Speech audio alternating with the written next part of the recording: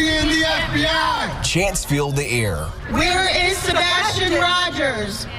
2 years is too long. As passion pours out, we need to do something. Bringing a handful of people together. I'm here to support Sebastian Rogers. The disappearance of 15-year-old Sebastian Rogers from his Hendersonville home on a cold night in 2024 is a shocking mystery. No footprints, no camera footage, no clear direction of travel. The largest search efforts in the state's history yielded absolutely nothing. Entering its second year, as the case gradually grinds to a halt, the dark shadow of social media rumors has begun to obscure reality. This child deserves to be found. No child should be ever forgotten, and this child needs to be found. Amidst the chilling silence of forensic evidence, his family and community continue their relentless fight, desperate to answer a single question. What truly happened behind those closed doors that night? The evening of February 25, 2024, began with deceptive normalcy, offering no indication of the tragedy that was about to unfold. Sebastian Rogers, a 15-year-old boy with autism, went out to dinner with his family at a Texas roadhouse in Hendersonville. Surveillance footage and staff confirmed it was a routine outing with absolutely no signs of distress or conflict. They returned home, and like any typical school night, Sebastian retreated to his bedroom to sleep. There were no packed bags, no arguments, and no digital footprints suggesting he was planning to leave. However, the timeline of this quiet house soon fractures, leaving behind a trail of inconsistencies that investigators are still trying to piece together. The first major discrepancy centers around a noise heard from Sebastian's bedroom later that night. Initially, his mother, Katie, described hearing a dull thump shortly after he went to bed.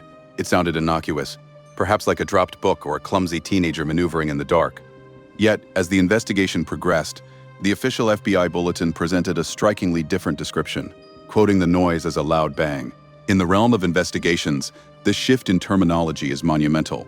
A thump is soft and passive, while a loud bang implies a sudden, percussive force. Despite hearing this alarming noise, Katie stated she only yelled through the closed door to check on him, accepting a muffled yes without physically entering the room to confirm his safety. From that moment on, the house settled into an eerie, unbroken silence. If Sebastian left the house on his own after that interaction, he achieved something practically impossible in modern suburbia. The Hendersonville subdivision is heavily monitored by a digital net of Ring doorbells, floodlight cameras, and motion-activated security systems. The community has strict rules against light pollution, leaving the streets pitch black at night, yet these infrared security cameras capture almost everything. Despite hundreds of hours of video footage being meticulously reviewed by the FBI and local authorities, not a single frame captured the barefoot teenager walking into the freezing Tennessee night. This technological paradox forces a chilling realization. A child cannot simply become invisible. The profound lack of electronic evidence heavily undermines the theory that he simply opened the door and wandered away alone. For the family left behind in that silent house, the unresolved reality is a daily torment. Living in a permanent state of suspended grief, Katie opened up about the agonizing emotional toll during a sit-down interview. Describing the profound anguish of confronting this reality every single morning, she shared her deepest wish. I dream about it every day. I dream that one day I'm gonna wake up and this is gonna be a nightmare, but yes, I believe that my son is out there somewhere. I believe that we are going to find him. We are going to bring him home, and we're gonna find a way to recover from this, and I'm gonna watch him grow into a young man and, you know, live the life that he deserves to have. When asked what she would do if her son finally walked back through the front door, the heartbreak of a mother waiting in limbo became palpable.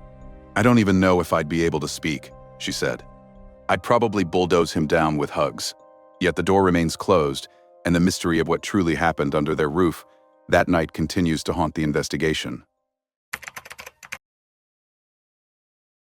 To truly understand a disappearance that defies all physical and geographical logic, investigators cannot merely look at the timeline, they must look closely at the victim. In behavioral analysis, building a profile of Sebastian Rogers is crucial.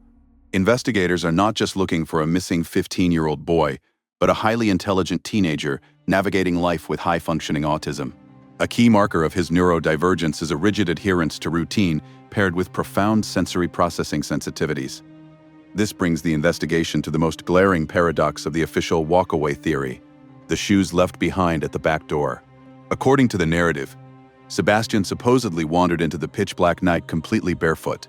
However, this claim directly clashes with his deeply ingrained behavioral patterns. Sebastian suffered from a severe phobia of being barefoot outdoors, a fear rooted in a traumatic childhood incident where he stepped into a pile of fire ants. For a child with sensory processing challenges, the searing pain of that event created a permanent psychological rule: outside equals danger, and shoes equal safety. He was known to refuse even walking to the mailbox without proper footwear. The physical environment that night makes a voluntary barefoot departure even more implausible. The temperature in Tennessee was hovering around a chilly 50 degrees, rendering the ground freezing cold.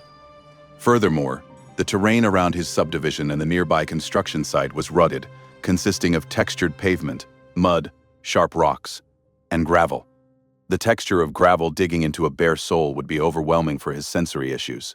For a sensory-sensitive boy to voluntarily override his deepest fears, step out into the freezing dark, and march across miles of jagged gravel without crying out or seeking shelter defies all known behavioral logic. In the wake of the disappearance, public discussions often relied on generalized stereotypes about autism, prompting his mother, Katie, to correct these misconceptions so the public could truly understand the victim. In a heartfelt interview, she painted a vivid picture of who Sebastian truly is, pushing back against the idea that he was incapable. But he's so smart, and he's so capable, and that I think the initial image of him that was portrayed was misleading to an extent. And I think that in the chaos of trying to get the initial information about him out, that various things got taken and misconstrued. So I would just tell everyone that he's smart, he's capable, he's funny, he's able to speak to you and to recognize things. You know, he's a teenager, and you know, so he's a young man, honestly. He just had a birthday, and She explained, wanting the world to see the bright teenager he was growing into. Stripping away the clinical labels, she shared nostalgic glimpses of a household filled with joy and typical teenage mischief. She tearfully recalled his playful nature, remembering how he would play Uno until the sun came up, and how she desperately missed the everyday moments, like him stealing my Brussels sprouts while I'm trying to cook them. These deeply personal details highlight a boy who loved the comfort of his home, his games, and his routines. When analyzing the stark contrast between the warm, familiar environment he cherished and the terrifying sensory overloading reality of a dark, rocky, barefoot journey, the conclusion becomes chillingly clear. The physical and psychological evidence strongly suggests he did not leave of his own free will. In the desperate days following Sebastian Rogers' disappearance, what began as a standard missing juvenile call rapidly escalated into one of the most extensive coordinated search operations the region had ever witnessed. Thousands of individuals, including law enforcement officers, fire departments, search and rescue teams, and community volunteers, descended upon Hendersonville. The fundamental assumption driving this massive mobilization was simple. If enough ground was covered, the physical environment would eventually yield a clue, such as a footprint or a piece of clothing, to anchor the investigation. Yet, despite deploying every available resource, the effort produced an unsettling void of information. The most glaring piece of this investigative puzzle came from the deployment of highly trained tracking dogs. Approximately 10 different specialized canine units, including trailing and scent-discriminating dogs, were brought in to trace the teenager's path. If Sebastian had wandered out of the house barefoot, terrified and navigating the dark, he would have left a distinct scent cone that these animals could easily follow. Instead, the tracking dogs hit an invisible wall right at the edge of the family's driveway. The complete failure of these independent canine units to track a path out of the neighborhood stands as a compelling scientific indicator that the boy did not leave the area on his own. 2 feet. As the search radius expanded, investigators turned their attention to the local waterways and waste management systems. Advanced sonar equipment was lowered into nearby ponds, creeks, and drainage ditches to carefully scan for objects beneath the surface. When an initial scent trail led a search dog toward a nearby retention pond, the water was completely drained, but absolutely nothing was found. The operation even extended beyond state lines when law enforcement obtained a search warrant for a Kentucky landfill relying on the grim reality that missing evidence might have been transported away in the trash. However, this intensive landfill search yielded the exact same result. 0 confirmed traces of the missing boy. The absolute absence of a single physical footprint, piece of clothing, or verifiable direction of travel effectively dismantles the theory that Sebastian simply wandered away from his home. This agonizing deadlock has left those closest to the case grappling with an impossible reality. Reflecting on the sheer magnitude of the fruitless operation, his stepfather Chris expressed profound disbelief during a sit-down interview. That's tough to say. I mean, it was the largest manhunt in Tennessee history for a child. And absolutely 0 evidence. There's nothing out there. Law enforcement's working due diligently. They are working hard over and over and over. You know, we appreciate everything they do. I mean, it is an active investigation, so I don't want to go into it. But it is mind-blowing at the same time that it's been a year, and the amount of people that still don't know about this, it's unnerving, basically. He stated, highlighting the unimaginable paradox of the situation. As he pondered how such a massive mobilization could yield no answers even after a year, he added, "It is mind-blowing at the same time. The search teams covered miles of ground and water, yet uncovered nothing, cementing the chilling reality that Sebastian did not vanish by simply walking away into the night." As the massive official search operations began to scale back and the investigation threatened to enter a dormant, inactive phase, the agonizing silence pushed the desperate family to take matters into their own hands. The emergence of private investigation efforts marked a significant turning point in the case, providing a beacon of possibility when traditional law enforcement channels seemingly stalled. Driven by an overwhelming need for answers, the family organized independent search initiatives and began systematically collecting their own neighborhood security data. This grassroots approach highlighted not only the immense desperation of parents living in an unbearable state of limbo, but also their fierce, unwavering determination to uncover any overlooked details or blind spots in the initial investigation. Their independent pursuit was a bold refusal to let the case fade into obscurity, and it eventually yielded a potentially critical breakthrough that earlier official sweeps had somehow missed. The private investigator hired by the family managed to uncover a previously undiscovered piece of surveillance footage originating directly from their own subdivision. In an investigation historically defined by an absolute lack of visual evidence and empty technological nets, this discovery was a monumental shift.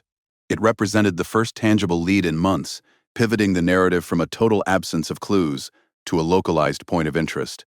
The footage, while keeping its exact contents carefully guarded so as not to compromise the integrity of the ongoing investigation, injected a much-needed surge of momentum into the grueling process. For a family trapped in a relentless year-long cycle of dead ends and dashed expectations, this newly surfaced electronic footprint was more than just a piece of potential evidence. It was a lifeline that validated their continued efforts. Speaking candidly about this sudden development during their sit-down television interview, Chris emphasized the profound emotional and investigative impact of the newly acquired footage. Yeah, I mean, I've seen the video. I know it's in it. It actually gives us more rejuvenated hope that we may actually be onto something. He explained, expressing the cautious optimism that finally accompanied a solid lead. He stressed the absolute necessity of exhausting every possible avenue, affirming the family's commitment to leaving no stone unturned in their quest to bring the missing teenager home. Katie immediately echoed this sentiment, her words laced with a fierce maternal determination to chase down every single possibility, no matter how faint or challenging it might be to verify. Anything that could possibly be something that could lead us to him, we're going to keep looking. We're going to keep digging, and keep finding, and confirm, she stated with absolute resolve. This unwavering commitment to pushing the investigation forward ensures that, despite the agonizing passage of time, the search for Sebastian continues with a renewed sense of purpose and direction.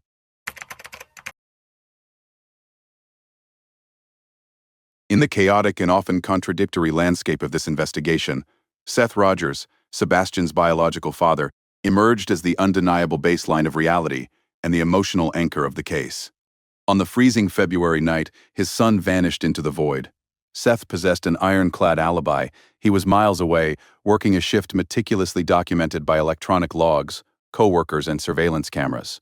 This verifiable truth immediately cleared him of any suspicion regarding the disappearance itself, allowing him to channel every ounce of his energy into becoming a relentless advocate for his missing child. While official search efforts gradually scaled back and leads began to dry up, Seth refused to accept the paralyzing silence. Instead of waiting at home for a phone call that might never come, he got into his car and took the search into his own hands. Over the course of the investigation, Seth drove more than 30,000 miles across the country, personally tracking down tips, distributing flyers, and meeting with advocates. He utilized every media appearance available to maintain relentless public pressure, ensuring that his son's face remained in the spotlight and preventing the investigation from being filed away and forgotten. Beyond his grueling physical search efforts, Seth provided crucial forensic counterpoints that directly challenged the initial narrative of the timeline. When Sebastian's mother stated that the teenager went to sleep in a heavy black sweatshirt and matching black sweatpants, Seth immediately flagged the discrepancy. He adamantly maintained that his son ran hot and consistently preferred to sleep in just shorts and a t-shirt. His steadfastness in detailing his son's authentic sensory habits introduced a vital question for investigators. If Sebastian did not sleep in a heavy sweatsuit and would not willingly dress himself in one to go outside, it strongly suggests a discrepancy in the timeline or the possibility of staging. As the months turned into years, Seth's agony only fueled his determination. At the grueling 18-month mark, deeply frustrated by the lack of arrests and answers, he staged a physical protest directly outside the Sumner County Sheriff's Office, deliberately positioning himself where investigators would have to see him. Standing before the cameras with supporters, his resilience was palpable as he declared with absolute conviction, "I've never lost hope. My son is missing. He is not dead." This unyielding fight continued into the devastating 2-year anniversary of the disappearance. Still navigating the agonizing purgatory of not knowing, Seth took to the news once again, publicly demanding that local authorities put their egos aside and allow federal agencies to take over the case. In a profoundly heartbreaking moment during the broadcast, he looked directly into the camera to deliver a message to his son, reflecting a father's enduring love and unbroken promise. "I love you, son. I need you to call me. My phone number is still the same. I will not change my phone number so that you can get a hold of me so I can come get you." Through his relentless pursuit, Seth Rogers remains the unwavering force demanding that the world refuses to look away. In investigations entirely devoid of physical evidence, an immutable rule for investigators is that behavior reflects belief. While words can be carefully rehearsed, unconscious actions often reveal what the rational mind is trying to hide. When objectively examining the expressions and actions of those present in the house, on the night Sebastian vanished, a series of questionable details emerge, forcing the public and experts alike to ask tough questions. The first and most fundamental contradiction lies in the testimony regarding the victim's clothing. Sebastian's mother asserted that the boy went to sleep in a black matching sweatsuit, including a long-sleeved sweatshirt and long sweatpants. However, this detail completely contradicts his physiological habits. Sebastian's biological father affirmed that the boy always ran hot and typically only wore shorts and a t-shirt to sleep. The description of him wearing a heavy, fully covered black outfit in a heated house creates a massive discrepancy.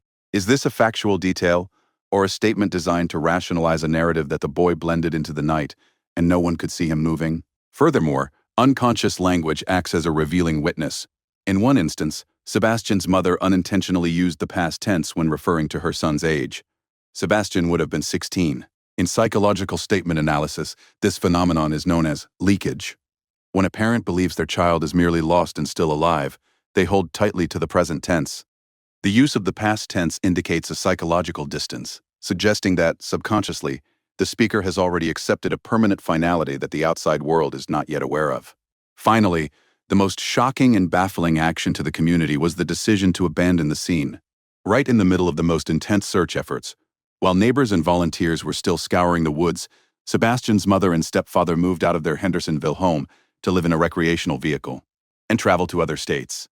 Typically, families with a missing child try to stay rooted at home, leaving the porch light on and keeping the bedroom exactly the same, fearing the child might walk through the door at any moment. Quickly packing up and leaving not only reflects an attempt to escape public scrutiny, but from a psychological standpoint, It serves as a defense mechanism to create physical distance from a place that might harbor deep trauma. These anomalies do not directly convict anyone, but they are crucial puzzle pieces that cannot be ignored in a case where the truth seems deeply obscured. The contradictions from clothing and language to actions compel us to dig deeper to bring the facts to light. If you find this in-depth analysis valuable and want to join us on the journey to uncover the truth for Sebastian, please hit the subscribe button today. Your support is the strength we need to keep the flame of hope burning brightly, ensuring that Sebastian's story does not fade into oblivion. In early 2026, a highly sensitive document quietly surfaced online, sending shockwaves through a community desperate for answers. The document detailed an unannounced private search conducted in April 2025, utilizing highly trained HRD canines. According to this leaked report, these specialized dogs alerted to the presence of human decomposition odor at 3 distinct locations: an active construction site near Sebastian's neighborhood, Mansa Creek, and the vast aquatic environment surrounding Old Hickory Dam. For a public starving for progress, these alerts felt like a monumental breakthrough, sparking intense debates and a renewed sense of urgency. However, to understand why this report did not crack the case wide open, we must critically examine the rigid legal boundary between a scent indication and tangible, undeniable proof. HRD canines are biological marvels, but their role is strictly limited to one function: alerting to the possible presence of human decomposition odor. They are incredibly sensitive, yet they possess severe investigative limitations. These dogs cannot identify specific individuals, they do not determine a cause of death, and they cannot establish whether the decomposition occurred recently or decades prior. Furthermore, environments like active construction zones and waterways are notoriously complicated. Soil is constantly disrupted, and materials are transported from entirely different locations, while water can unpredictably carry and disperse trace odors far from their original source. Therefore, an alert merely signifies that an odor might have existed in that space at some point. It does not confirm who or what left it, nor does it distinguish between a crime victim or an unrelated historical event. This is exactly where the emotional expectation of the public clashes violently with the strict evidentiary standards of the legal system. When the reports circulated, many readers latched onto the weighty concept of human remains, assuming the worst. The cold legal reality, however, is that the report recorded alerts nothing more. No physical remains were ever recovered, no DNA was collected, and no victim was identified. In the eyes of the law, a canine alert is merely an investigative tool, an indication that prompts further looking rather than a definitive finding. Without corroborating physical remains, a dog's reaction simply does not meet the legal threshold required to declare a crime scene, identify a suspect, or fundamentally alter the official trajectory of a case. Consequently, the leaked document did not bring the resolution everyone craved. Following its circulation, both the FBI and the Tennessee Bureau of Investigation maintained a resolute silence, issuing no public statements to confirm a shift in the investigation. From the outside, this silence was agonizing, interpreted by some as inaction, incompetence, or indifference. Yet internally, it reflected the restrained discipline of a justice system bound by verifiable proof. The 2025 K9 report added layers of profound complexity, emotional weight, and speculative noise to the narrative. But because it failed to cross the definitive boundary from alert to undeniable evidence, the case remained suspended exactly where it was before: open, unresolved, and hauntingly quiet. As the official investigation slowed and public updates grew exceedingly rare, a new and unpredictable force took hold of the narrative: the internet sleuths. In the digital age, a high-profile disappearance quickly becomes viral content, drawing in thousands of amateur investigators. While their initial passion often stems from a genuine desire to help find a missing child, this massive influx of online attention frequently devolves into chaotic, distracting, and ultimately destructive noise. The human mind is exceptionally well-equipped for pattern recognition, having evolved to find meaning in chaos and connect dots even when they are incomplete. However, when thousands of emotionally invested observers repeatedly scrutinize ambiguous footage without professional context, they begin to impose intention where none exists, fabricating elaborate conspiracy theories out of entirely random details. One of the most prominent examples of this phenomenon was the infamous flashlight video. Grainy security footage showed 2 points of light moving through a dark tree line near the neighborhood, prompting the internet to explode with theories that these lights belonged to a kidnapper navigating the woods. However, When federal investigators professionally enhanced the video and mapped the geography, the truth was far less dramatic. The lights were simply the headlights of a large vehicle, like a garbage truck, driving on a road behind the trees. The distortion of the camera lens caused the light passing through the foliage to look like floating orbs or flashlights.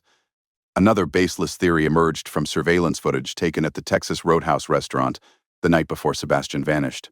Online communities zeroed in on a patron seated near the family who happened to be wearing a green hoodie. Viewers intensely analyzed his body language, accusing him of staring at the boy and quickly labeling him a prime suspect. In reality, he was just a regular customer eating his dinner. Law enforcement eventually identified and interviewed him, fully clearing him and confirming he had absolutely no connection to the family or the case. This toxic environment of relentless speculation eventually crossed the line from online chatter to real-world harm, resulting in severe legal consequences. A prime example of this fallout occurred when a YouTube content creator known as Bullhorn Betty was hit with a 10-page lawsuit by the Sumner County Sheriff, a local detective, and multiple members of Sebastian's family. The lawsuit alleged that she maliciously targeted the family with critical social media comments and reckless behavior, which previously led to orders of protection, time in jail, and a $20,000 bond over accusations of trespassing and harassment. This unprecedented legal battle serves as a stark warning about the profound dangers of online vigilantism. When internet sleuthing shifts from spreading helpful awareness to hunting ghosts and harassing grieving individuals, it actively derails the core mission. Instead of bringing investigators closer to finding a missing teenager, this overwhelming digital noise forces innocent people to defend themselves against unfounded accusations, ultimately muddying the waters of an already agonizing and complex investigation. As the investigation stretches on and the mystery deepens, a furious question dominates public discourse and fuels ongoing protests. Why hasn't anyone been arrested? Logic dictates that if the house was locked, the cameras captured nothing, and the dogs lost the scent at the driveway, the answer must lie inside those walls. The community's outrage is palpable, with many demanding that federal agencies immediately step in and take over the investigation from local police. However, this demand fundamentally misunderstands federal jurisdiction. The FBI operates under strict federal statutes, specifically relying on the Lindbergh Law in missing child cases, which presumes a kidnapping victim has been transported across state lines. In Sebastian's case, there is currently zero physical evidence or verifiable data indicating he was ever taken out of Tennessee. Without this crucial federal nexus, the FBI cannot legally seize control of the investigation from the Sumner County Sheriff's Office. They can only offer support, profiling, and technological resources. The most formidable barrier standing between investigators and an arrest is the strict legal standard of probable cause. In the justice system, law enforcement cannot arrest someone simply because their timeline is inconsistent, their behavior is strange, or they suddenly move into a recreational vehicle. While these actions are glaring behavioral red flags, they do not constitute criminal evidence. To secure an arrest warrant from a judge, investigators need a tangible tether, such as a forensic link, a weapon, a corroborated witness statement, or a body. Currently, investigators are dealing with an abundance of circumstantial smoke, but they have not found the definitive smoking gun. This leads to the terrifying gamble law enforcement faces every single day. If investigators bow to public pressure and arrest a primary suspect now, based entirely on circumstantial anomalies, they risk taking a weak case to trial. If a defense attorney successfully argues that there is no body and no direct witness, a jury could easily deliver a not guilty verdict. Due to the constitutional protection of double jeopardy, an acquitted suspect could walk free forever, even if undeniable forensic evidence or Sebastian's remains were discovered years later. Therefore, the maddening silence from authorities is not a sign of incompetence or surrender. It is a calculated, agonizing strategy known as let them talk. By letting the case appear to go cold in the media, investigators are employing a psychological trap. They are waiting for the perpetrators to relax, to feel secure, and inevitably, to make a critical mistake. When suspects believe the police have moved on, they often get sloppy, making an ill-advised phone call or confiding in the wrong person. The waiting game is a silent war of attrition, trusting that eventually the pressure will cause someone to crack, finally providing the undeniable proof needed to bring Sebastian's story to a legal conclusion. February 2026 marks a grim milestone that no family ever wants to face. Exactly 2 years since 15-year-old Sebastian Rogers vanished without a trace from his Hendersonville home. 2 years later, the public's patience has completely evaporated, replaced by outrage, exhaustion, and despair. On this tragic anniversary, crowds gathered outside the Sumner County Sheriff's Office, holding up signs and chanting a definitive message: do something. Their frustration reflects a heartbreaking reality. How could one of the largest search operations in Tennessee's history, involving the FBI, TBI, specialized K-9s, and cutting-edge equipment, end in such a terrifying silence? Authorities continuously repeat the refrain that this remains an active investigation, but those assurances feel increasingly hollow when 2 years have passed with zero physical evidence, no new leads, and absolutely no arrests. The brutal reality is that this case is trapped in a legal gray area, where the very absence of evidence acts as the biggest barrier. The lack of DNA, the absence of security footage, and the missing body have built an impenetrable fortress, protecting whoever is responsible. The justice system requires tangible, probable cause to secure a conviction and cannot act solely on contradictory statements or the suspicious behavioral red flags of those left behind. Consequently, law enforcement is forced to play a bitter waiting game. They must maintain their silence and hold out hope that those concealing the truth will grow overconfident, ultimately exposing a fatal flaw after a long period of lowered guard. Meanwhile, Sebastian's loved ones, especially his relentlessly fighting biological father Seth Rogers, are abandoned in a cruel state of limbo.